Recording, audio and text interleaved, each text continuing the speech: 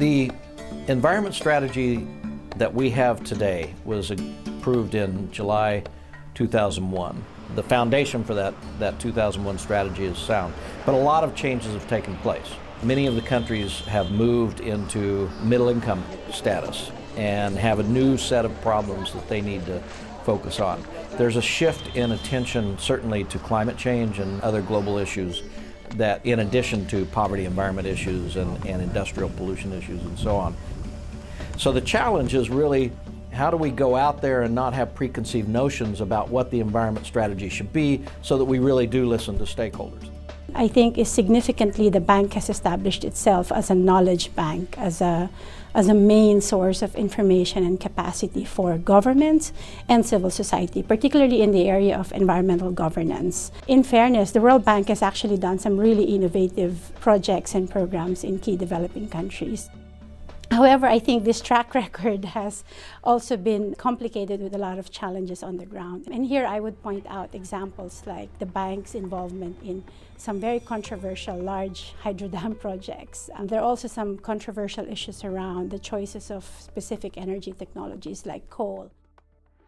In moving forward, we shouldn't forget the link between poverty in local communities and economic development and protection of natural resources. I think that the bank should continue to be attentive and willing to listen and understand the challenges of each country, trying to apply experiences developed elsewhere, but always letting each country establish the pace and of its own transformations. Like many others, Calvert has had some long-standing concerns about the World Bank, but we've been enormously encouraged by the bank's progress in a number of areas over the last decade. And we're going to need to count on the bank to strike the appropriate balances between respect for biodiversity on the one hand and respect for indigenous peoples' rights and communities on the other. And protecting biodiversity and respecting indigenous peoples' communities should not be a zero-sum game. We need to find ways where we can do both, and the bank can play an instrumental role in doing so.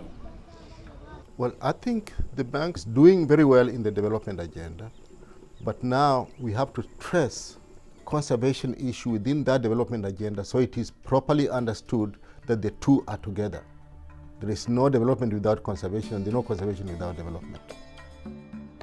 I think that the bank really needs to look at the framework it uses from the economic standpoint of bringing in the externalities, the global public goods that often are not accounted for in economic studies. And so what we'd really like to see is more green accounting in the bank's work, and that would become a regular part of bank evaluations of projects. At the end of this process, what I would like to have first and foremost is an environment strategy that effectively reflects the interests of our stakeholders, our client countries, the communities in those countries, civil society organizations across the globe, the private sector, and so on. For that to happen, I need to be able to say at the end of the consultation process that there really was a true dialogue.